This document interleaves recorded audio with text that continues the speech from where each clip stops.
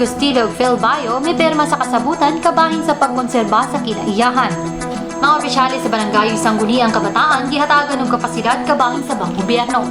San Carlos City Primary Care Facility MIPAHIGAYON og tagging activity. Barangay SAIS PADAYON sa PAGHAWAN sa mga kadalanan.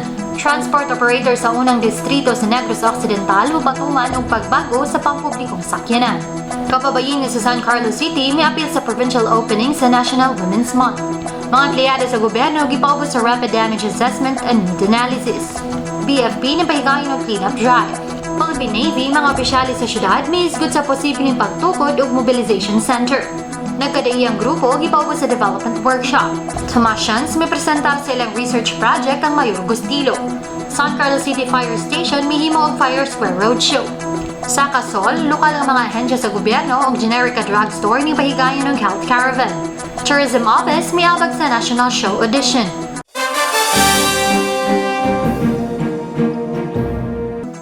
Maayong adlaw San Carlos, ini ang Vamos News. Sa makausapa, niya kami aron maghatod kaninyo sa mga nangunang balita nga may kalabutan sa programa ning kagamhanan. Ako si Kimberly Magoncia ug karon sa detalye sa mga balita.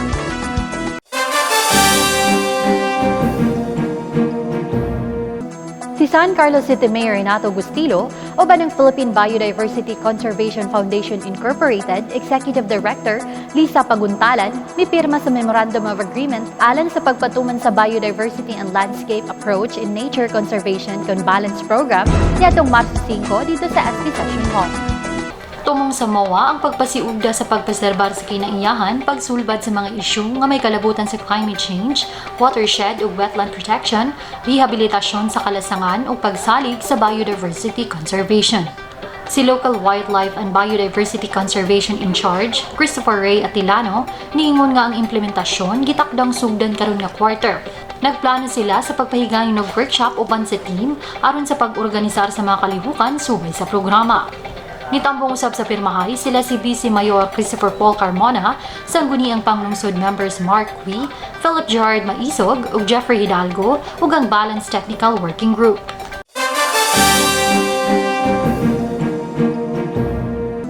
Ang 187 ka mga representante sa 18 ka barangay sa San Carlos City gipaubos sa duha ka adlaw nga orientation sa barangay newly elected officials towards grassroots renewal and empowerment for accountable and transparent kon Beneo Grade gikan niadtong Marso 7 hangtod 8 ning tuiga dito sa Mambucal Resort, Munisipalidad sa Pusya.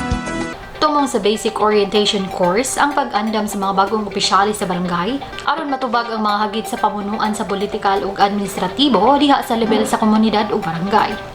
Ang mga gihisgutan naglakip sa basic sa Republic Act No. 7160 kon ang Local Government Code of 1991 for barangays, Barangay Development Plan and Capacity Development Agenda, Barangay Budget, partisipasyon sa panggobyerno, TILG ug ang projects, programs and activities kon PPAs, Public Ethics and Accountability ug Barangay Agenda for Governance and Development kon BGAD.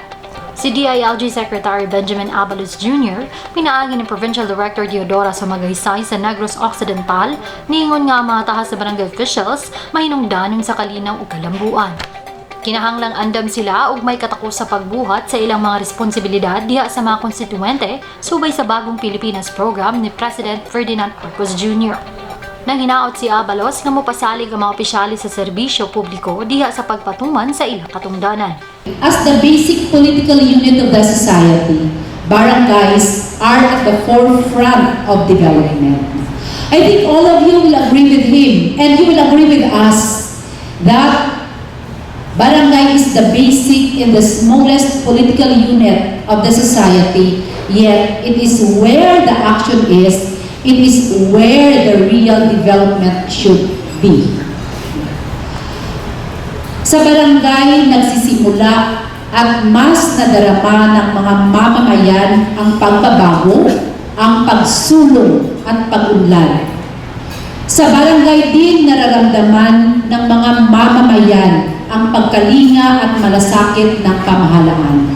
Gipasalig usab ni San Carlos City Mayor Renato Gustilo ang iyang suporta sa mga plano o programa sa mga opisyalis sa barangay alang sa ilang mga konstituente. Kaya gusto naman sa gobyerno nato na makatigo mo o dumala sa inyong barangay. Kami nahapon na ikaw natin. Unang, ilan abot sa barangay level. Daghan yung katunan. Kay kamurabas barangay, relax kayo mo. Pirmahan ako, subject to review and approval na po na sa province. Unang dili kadali-dali o implementa yon. Ang pinakasayon na i-implement ang EO, Executive Order. Ang pinakasayon, implementar na yun. Pero the EO of the mayor is again subject to review in the province. Nang hinaot si City Vice Mayor Christopher Paul Carmona nga mahatagan sa DILG og refresher course ang mga partisipante ilabi na sa local government code o uban pang hisgutanan nga may kalabutan sa local legislation, sanglit ang mga opisyales sa barangay mo'y nang una sa mga kalambuan. Ipainomduman sila ni Carmona nga maminaw sa concern sa ilang mga konstituente o kinahanglan andam sila nga motabang sa mga programa o proyekto. Unang, kami kinalhanon sa refresher kailangan orientation para ma-recall sa namo ang mga balahon nga ngay na to tunan. Muna, importante kay ninyo. Muna, it's a great pleasure always nga forefront sa development as what Ma'am Sumagay said, kamo may forefront sa tuang barangay sa development. Nga naman, kamo hinog palaot, kamo gusto sa tao sa inyo kinalhanon, o importante sa tanang pamatian ninyo inyong katawhan. Ang mga representante sa San Carlos City Primary Care Facility MIPAHIGAYON og mosquito fogging sa upat ka mga pampublikong eskwelahan, Ramon Magsaysay Elementary School, Tandang Sora Elementary School, School of the Future o Greenville Elementary School, gikan Maso 5 hangtod 6 ng Pilipinas. Si Alternate Dengue Coordinator ug Sanitation Inspector 1, Marty Chalipa, niingon nga ang aktibidad gisunod human ang ilang grupo mahimo og dengue awareness ug cleanup drive sa nahisgutang mga eskwelahan.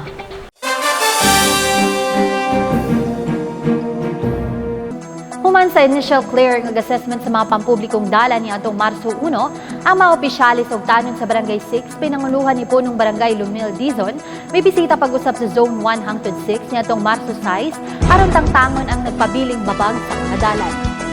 Gitabangan usab sa mga sakop sa Task Force Right of Way and Demolition ang grupo, diin lakip sa natangtang mao ang coffee shop, potted plants, basura, sako sa yuta ug mga bato.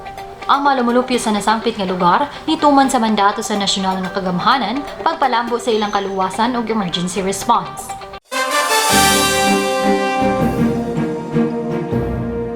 Dili mo minus 31 ka public jeepney drivers ug operators sa unang distrito sa Negros Occidental ang gipaubos sa Cooperative Education and Transport Operations Seminar, CONCETOS, niadtong Pebrero 28 dito sa CLTO Function Room sa San Carlos City Public Terminal. Ang maong seminar nga gipasiugdahan sa Office of Transportation Cooperatives kun OTC usa ka requirement alang sa mga driver ug operator sa dili pa sila makatukod og kooperatiba nga mao'y unang lakang sa Public Utility Vehicle Modernization Program kun PUVMP. Tumong usab niini nga mahatagan ng mga partisipante og ideya sa mga kalihukan sulod sa usa ka transport cooperative. Si OTC Board Secretary 2 Ramil Urera niingon nga ang ubos sa Department of Transportation Order 2017-011 nga mao ang core policy sa PUVMP naglantaw sa usa ka restructured, moderno, well-managed ug environmentally sustainable transport sector diin ang mga driver ug operators adunay lig-on, igo ug mahinungdanon nga panginabuhian samtang ang mga pasahero makaabot sa ilang mga destinasyon nga dali, luwas ug komportable. Nalipay usab siya nga positibong nitubag ang mga driver ug operators sa PUV Modernization Program. May Department Order 2017-011. Ito yung pinirmahan ni dating DOTR Secretary Arthur Tugade. Na kung saan ito po yung nagsasaad na dapat i-consolidate yung mga drivers, yung mga operators ng pampublikong sasakyan tulad po ng mga bus, minibus, jeepney, at saka po yung mga PhilCab. Ito ay imitin po nito na magayos po yung ating pampublikong transportasyon. Na kung saan sa ngayon po, di ba, meron pa rin mga ilan na kanya-kanyang operator, kanya-kanyang driver. Pero para po maging maayos yung pampublikong transportasyon natin, kinakailangan natin i-consolidate. Yung PUB Modernization Program po, hindi lang po ito nakatuon sa pagpapalit ng mga lumang sasakyan.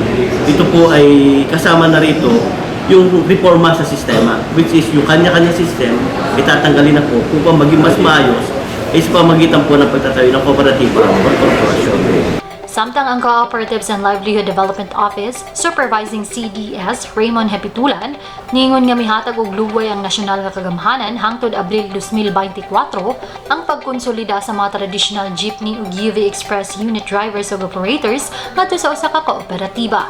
Itawag ng CITOS, Cooperative Education sa Transport Operations Seminar. Dili nila ipasabot kung sa'y mga kinahanglan nato ng mga requirement para upasar kita para sa atuang itutulo niya ang transport cooperative. Pag humanan nyo, upasar aning ilahan, ikagiwan ng seminar, huwagi na po tao as CDA, pre-registration seminar, mukanda ka din taga Cooperative Development Authority sa Iloilo na board. No? So, dili pa mo pasar, example, dili pa mo qualify sa PRS kung dili kita kaagi-adi na setos. Mo ni sa usa sa mga special na provision sa balaod nga dili ka pwede makatupod og transport cooperative kung dili ka muna og agi kaninong opisina, kaninong office of transport cooperative. Si Interim Chairperson Jolinda Casipong, ningon nga sa pagkakaroon gitugutan sila sa gobyerno nga makagamit og mga jeepney, sanglit nagsugod pa sila sa mga requisitos. Ipasalamatan niya ang buhatan ni 1st District Representative Gerardo Valmayor Jr. sa Negros Occidental ug CLDO sa pagtabang nga matukod ang kooperatiba. Sa akong sa personal na okay man kay siyempre inang environmental friendly siya tungod na ma-minimize nato ang pollution sa aton ng community. So kung ako okay ko, that's why nga na request me o na mag-create me og co-op kay since dili ta ka-apply ang modernization kung wala pa'y cooperative. At the same time, dili ko renew sa among franchise kung wala ang co-op. So kinahanglan kuan ginamon ang co-op nga ma-establish naman para nga kanang ang mga siyempre driver na operators na dagmay diri sa atoa maka-renew sa franchise kay since until gihatagan ni og kuan ba kanang extension until April 2024.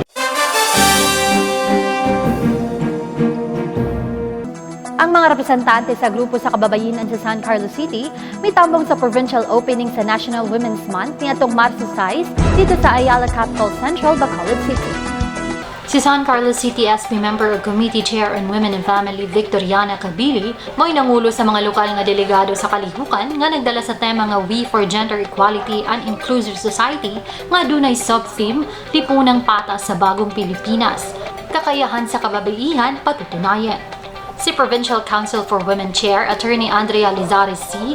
Mingon nga ang selebrasyon nagsilbi nga plataporma sa pagpatuman sa ilang advokasya, pagtubag sa mga isyu sa gender equality ug women empowerment, giawhag ang mga nanambong sa pagpadayon sa pagpaligon sa kampanya sa women empowerment. Kipaambito sa BNC nga ang Pilipinas rank 16 sa 146 nga mga partisipanteng mga nasud sa 2023 Global Gender Gap Index nga nag-benchmark sa kasamtangang estado sa ebolusyon sa gender parity sa upat ka importanteng dimensyon ang economic participation and opportunity, educational attainment, health and survival ug political empowerment. Sa pitang nga kababainhan sa Pilipinas, may rason gid magkalipay, no? Sa 2023 nga Global Gender Gap Index, ginahimo ni siya kada tuig sa World Economic Forum. Ang nag-participate diri recently 146 countries, kay sila lang nagapadala asang data, no? Si Sangguniang Panlalawigan Committee on Women Chair, Rita Gatuslao, miingon nga ang sub-theme sa kalihukan nagpakita sa kaligon, kusog ug kapasidad sa mga kababayen-an nga milapaw sa mga utlanan sa stereotypes, Mipaambit nga ang mga babayi nagpakita sa ilang dili matarog nga determinasyon ug talagsaong mga abilidad bisan pa sa mga babag sa potensyal sa kababayen-an.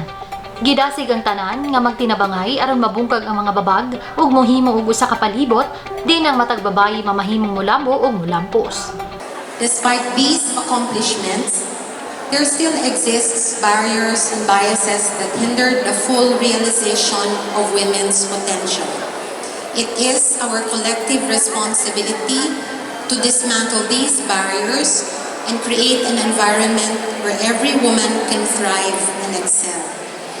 As we embark on this journey of empowerment and equality, let us remember the countless women who have paved the way for us and let their legacy inspire us to continue pushing boundaries and challenging norms.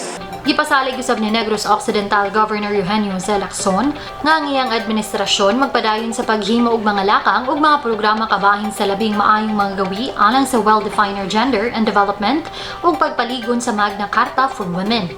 I have been a supporter and advocate of the women's movement long before I became governor. However, it was my active involvement with the Provincial Council for Women over the past years that has provided me with a deeper perspective of the movement. Ang mga miyembro sa National Anti-Poverty Commission, CONAPSI, Sectoral Council for Women, ug Science Research Specialist 2 na si Dr. Juliet Heruta ug DOST Negros Occidental Engineer Gladys Reyes, mihisgot kabahin sa 3C sa kinabuhi ang choices, chances, ug changes sa women's development, gender development, ug mga programa sa DOST alang sa pagpalambo sa mga kababayenan atol sa kalihukan. Sa laing bahin, gihimo usab ang TikTok dance ug declamation contest di nasakmit sa munisipalidad sa Hinubaan ang kampyonato alang sa TikTok dance contest ug munisipalidad sa Don Salvador Benedicto ang declamation contest. Kauban ni SP Member Kabili ang mga representante sa San Carlos City Children and Women's Affairs Incorporated, ang mga representante sa City Social Welfare and Development Office ug Barangay Federation Officers.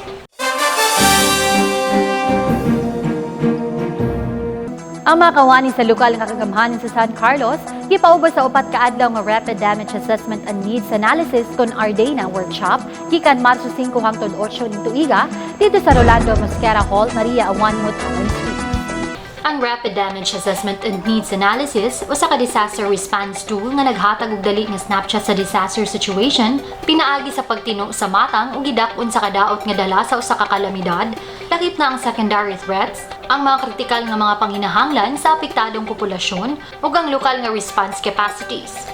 42 ka mga partisipante gikan sa nagalain-laing lokal ug nasyonal nga buhatan, City Disaster Risk Reduction and Management Office, City Tourism Office, City Planning and Development Coordinator's Office, City Agriculture's Office, City Health Office, City Engineering Department, Department of Education, General Services Department, Information Technology and Computer Services Office, Philippine Coast Guard, Philippine National Police ug Bureau of Fire Protection may apil sa pagbansay-bansay nga gipasugdahan sa Office of the Civil Defense Region 6 uban sa koordinasyon sa CDRRMO. Si City DRRM Officer Joe Recalix Alingasa Jr. mingon nga ang pagbansay-bansay makapauswag sa kahibalo sa mga partisipante ug pakitimbayayong sa ubang mga ahensya sa pagtigom o pagproseso sa mga datos ug pagpaligon sa ubang mga ahensya. Initially, in every disaster or calamity, number one question dyan is how are we going to respond? By deploying our RDNA team, makita nato ang information based on the gathering and the data collection we have and the reporting system. So very helpful siya because we will further know the baseline data, the secondary data, and the primary data. So this is really to harness us further once maingon na gali ang city na need ka mabalaan nato kung sa ang extent of damage and how many survivors like that. So i-design siya. But kinirong ato ang team is composed of different offices. Lain-lain ng mga opisina, ng national and local. Kay tungod sa atong pagturuan na build lang ang eksperto sa CDRMO. We need also to share this knowledge because not all the time to the CDRMO. There are cases na need na itong expertise sa other offices and agencies.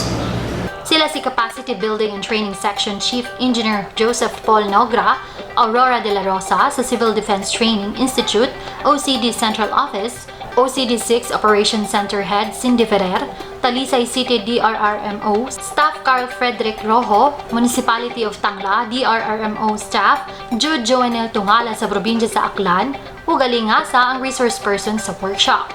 Matod ni Ferrer, mingon nga ang upat kaadlaw nga pagbansay-bansay naglakip sa diskusyon, theories, o simulation exercises. Dugang niya nga ang LGU nakahimo sa pag-deploy sa RDA na team aron molihok ug magtigom og impormasyon sa pagsugod sa mga katalagman sama sa bagyo o baha. So this training actually is very essential, especially in times of disasters. Kung gusto natin makita dayon ang extent of damage in times of disaster and the immediate needs is ang affected population. Ang main goal is in our country. Since we focus on damage assessment, during the onset of typhoons, for example, so any disasters, after few hours na, we will be deploying our dana usually to get mga initial information, especially damages, extent of damage, and needs analysis. So these are the urgent needs of the affected population para ma-sustain ilang lives. Actually, first goal natin is to save lives. Ningpahigayon ng cleanup drive ang Bureau of Fire Protection dito sa sitio Mabuni, Barangay Guadalupe, niadtong Marso 9, subay sa pag-obserbar sa Fire Prevention Month. Ang mga representante sa City Environment Management Office, Bureau of Jail Management and Penology, Philippine National Police San Carlos, City Disaster Risk Reduction and Management Office, Art Nature Manufacturing Philippines Incorporated San Carlos Branch, City Hardware, San Carlos Bioenergy Incorporated kun SCBI, San Carlos Sun Power Incorporated kun Saka Sun, Noneco San Carlos ug Gaisano Capital, may apil usab sa kalihukan, di nakakolekta sila og 15 kasako sa basura sama sa mga lata, gilabay nga mga singina ug mga plastik nga botilya. Si Fire Officer 3 Joseph Earl Solivio, sa ngalan ni Fire Chief Inspector Reynan Hicana, ningon nga dili lang sila motubag sa mga emerhensya sa sunog, apan gisiguro usab nila nga makatampo sila sa environmental sustainability. Dugang ni Solivio nga aktibidad mo usa sa ilang preventive measures batok sa pagbaha, din ang nagtapok nga basura mao hinungdan. Gipasalamatan usab niya ang local government unit sa San Carlos, pinanguluhan ni Mayor Renato Y. Gustilo ug mga partisipante sa padayon nga pagsuporta sa ilang programa.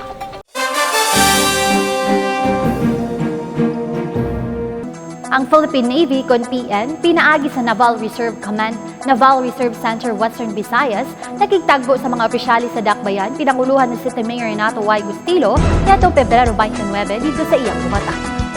Ang NRCENWV, gilangkuban ni NRCENWV Commander Lieutenant Hilario De Vera Jr., General Staff College kun GSC, Deputy Commander CDR Ronald Lim, Chief Master at Arms CPO Winnie Baldeo, Assistant Penny Officer in Charge CMO Branch SN2 Cedric Deniaflor, Assistant Secretary Dominic Capinpin, ug Ayan Glenn Susosco ug Dr. Billy Tosalen. Si Lieutenant Colonel De Vera, mingon nga ang pagtukod sa maong center ug ang pagpirma sa Memorandum of Understanding alang sa maong site, ubos pa sa diskusyon kauban ng Local Government Unit kun LGU, midugang nga gipili nila ang syudad tungod kay usa kini ka strategic area alang sa depensa sa Western Visayas ug duol sa probinsya sa Subo, di nahimutang ang headquarters sa PE Naval Forces Central. For the possible establishment of the mobilization center for our Philippine Navy Reserve Force. And at the same time, with that, we are planning to conduct recruitment for the reservists in San Carlos City for the Marines and sailors.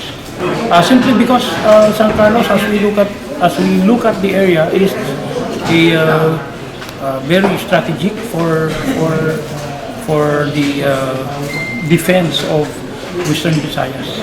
Because it's near to Cebu, where the headquarters of the Philippine Navy, which is the Naval Forces Central, is located. Gitamod ni De Vera ang suporta nila ni Mayor Gustilo, Vice Mayor Christopher Paul Carmona, o Executive DIR sa San Carlos Development Board nga si Jose Miguel Valmayor sa pagtukod sa maong center. Sa laing bahin, gipaambit ni De Vera nga mosunod usab ang posibleng recruitment sa PN Reserve Force sa San Carlos City. Miduga nga mopahigayon sila og basic military course training nga adunay labing minus 2 ka klase ug 42 ka aplikasyon alang sa matag klase din ang venue i-post sa diha nga magkasinabot ang 2 ka ahensya sa gobyerno.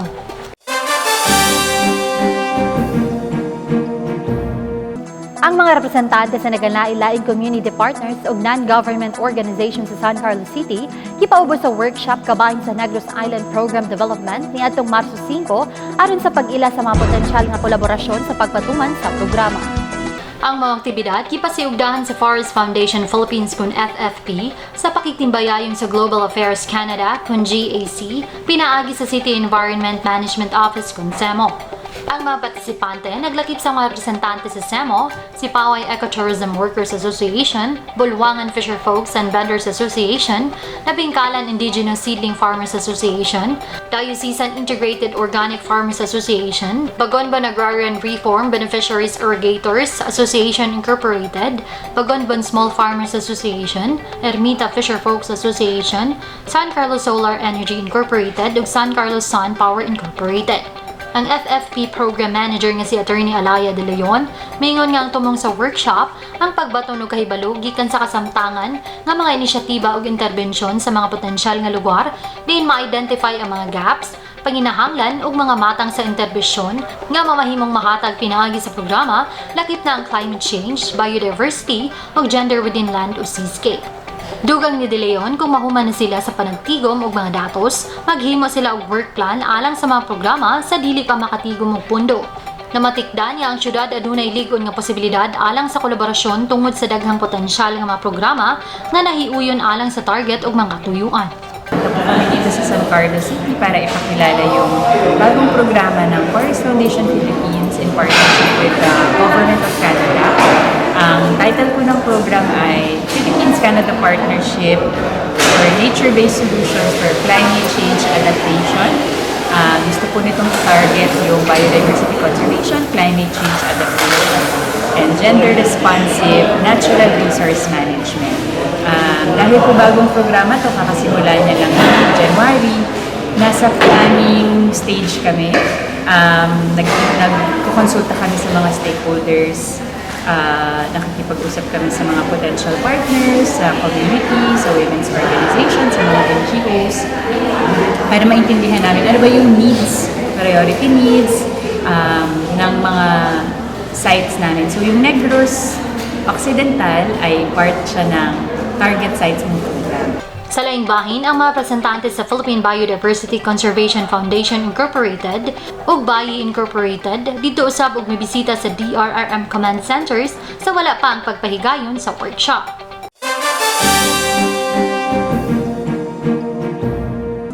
Ang mga estudyante sa senior high school sa Kolehiyo de Santo Tomas Recoletos, ubos sa Science, Technology, Engineering and Mathematics strand, may presentar sa ilang research project dito kang City Mayor Renato Y. Gustilo ni atong Marso 11. Ang mga estudyante nga sila si Giondre Joe Alingasa, Alea Angel Rose Ballesteros o Crizel Ann Abangan mo'y mapresentar sa Viable Arduino-based River Water Level Monitoring System con VAMOS project, samtang sila si Russell Sam Fernandez, Joros Villanueva o Kian Roldan Rigor may presentar sa Concentrated Autonomous Solar Technology con CAS project, pinaagi sa ilang video presentation o prototype.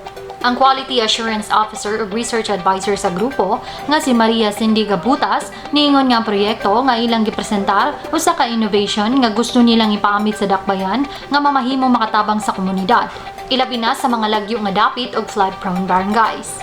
This is actually the research projects of grade 12 senior high school students, specifically under STEM strand, the Science, Technology, Engineering, and Mathematics strand. So 2 of the students made innovations in their research projects, which are the concentrated and autonomous solar technology.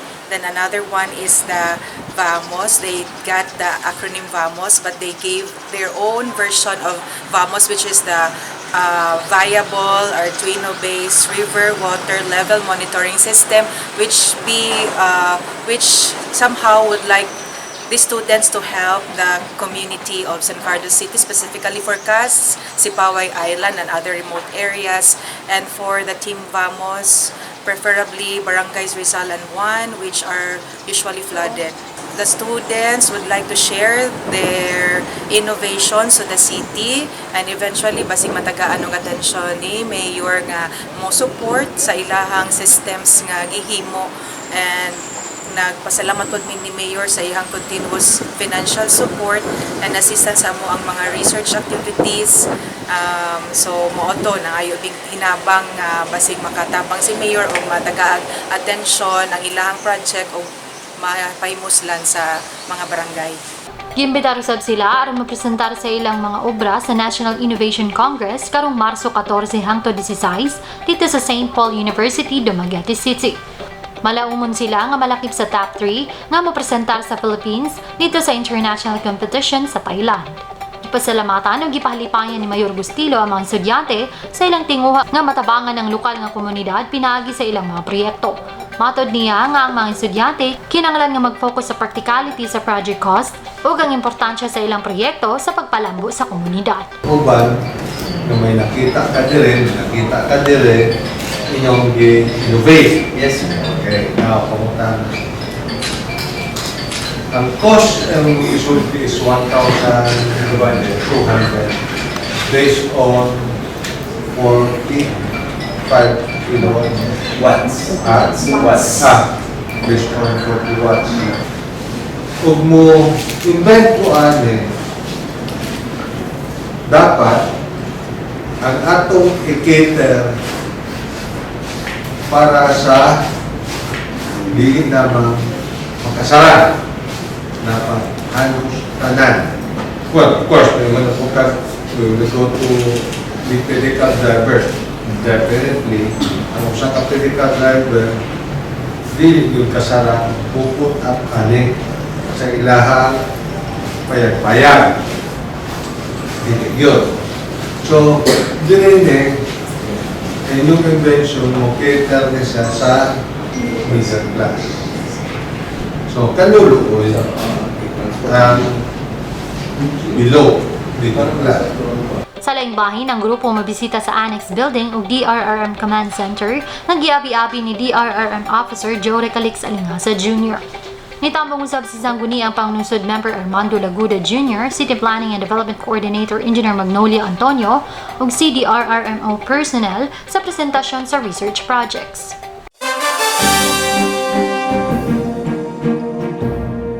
Ang San Carlos City Fire Station, kauban ng Bureau of Fire Protection kun BFP, Special Rescue Force of Negros Occidental, mihimo og Fire Square Roadshow niadtong Marso 6 dito sa Paseo de Flores Center Mall, subay sa pag-obserbar sa Fire Prevention Month.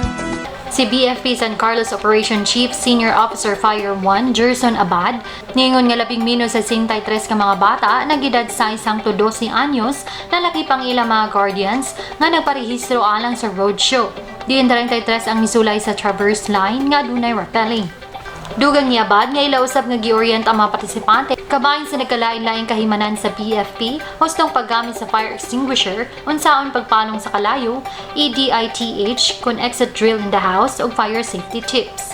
Si Fire Officer 3 Patrick Abraham linaming sa SRFNO, ningon nga ang kalihukan may usa sa mga highlights sa usa ka buwan nga kalihukan din masinati sa mga bata ang pagka-rescuer.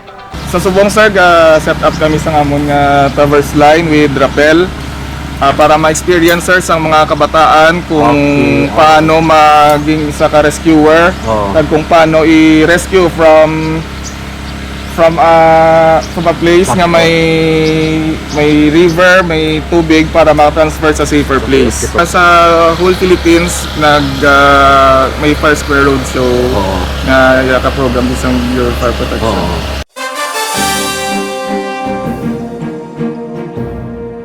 Ang San Carlos Solar Energy Incorporated kun Sakasol, uban sa nagalain-laing lokal nga mga ahensya sa San Carlos City og Generica Drugstore, nipahigayon og health caravan og bloodletting activity niadtong Pebrero 27 dito sa Barangay Punao, Covered Court. Di mo minus 235 ka residente sa Barangay Punao ang nakapahimulo sa nagkalain-laing serbisyo sama sa health consultation, dental ug haircut atol sa health caravan.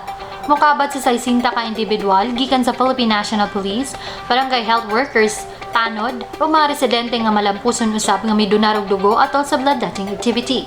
Ang mga kaubang ahensya naglakip sa City Health Office, City Disaster Risk Reduction and Management Office o Philippine Red Cross San Carlos Branch. Ang Sakasol Plant Manager, Engineer Veggie Niala, nagkanayon nga ang mga aktibidad kabahin sa corporate social responsibility sa industriya ngadto sa Barangay Punaw, di nahimutang ang ilang planta. Nagpasalamat siya sa lokal nga opisyal sa ilang pagpadayon nga suporta sa matag proyekto sa Sakasol. Si Punong Barangay Paquito Abadji sa Barangay Punaw nagpasalamat sa Sakasol sa pagpasiugda sa mga aktibidad nga dakong tabang sa mga residente nga makapahimulo sa lain-laing serbisyo. Si City Health Officer Dr. Arnie Lawrence Portuguese, si Engineer Arthur Batumalake, Integrated Solid Waste Management Pollution Control Division Head, ug mga representante sa lain-laing buhatan sa LGU, mitambong usab atol sa kalihukan.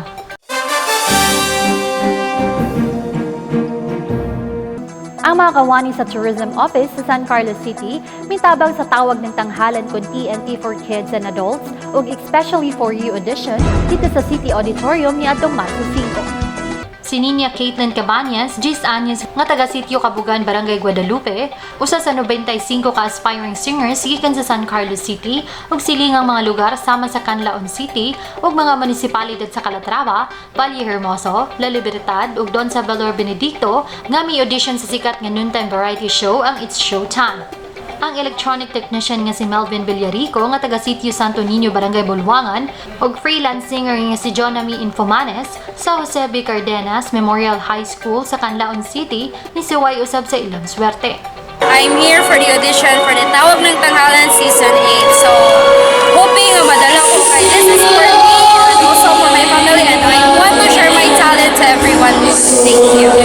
Matad ni Villarico nga bisan dili maayo iyang pamatyag sa lawas, iyang gipahimuslan ng katigayunan nga mapakita ang iyang talento. Kaya doon ako mupirit og kanta ng agas. O kay sa una, mo ginakanta na ko musla, ginakanta na ko. This is the moment. Eric Santos kita nga kanta. Nalipay si TNT Contest Coordinator Gerard De Castro nga daghan ang may audition sa maong Indigay, dili lang gikan sa San Carlos kundi dili lakip na ang mga silingang lungsod sa syudad. Matod niya, aduna na siya inisyal nga listahan sa mga kandidato ug pilian kini kung kinsa ang mopasundayag sa It's Showtime stage. Gipasalamatan usab niya si Mayor Renato Y. Gustilo ug City Tourism Office sa ilang tabang atol sa ilang hamubo nga pagbisita sa San Carlos. Ang mga kawani sa Tourism Office nga sila si Winnie Chavez ug Vina Marie Rota ug audition in charge may bang ablang dito usab sa mga audition.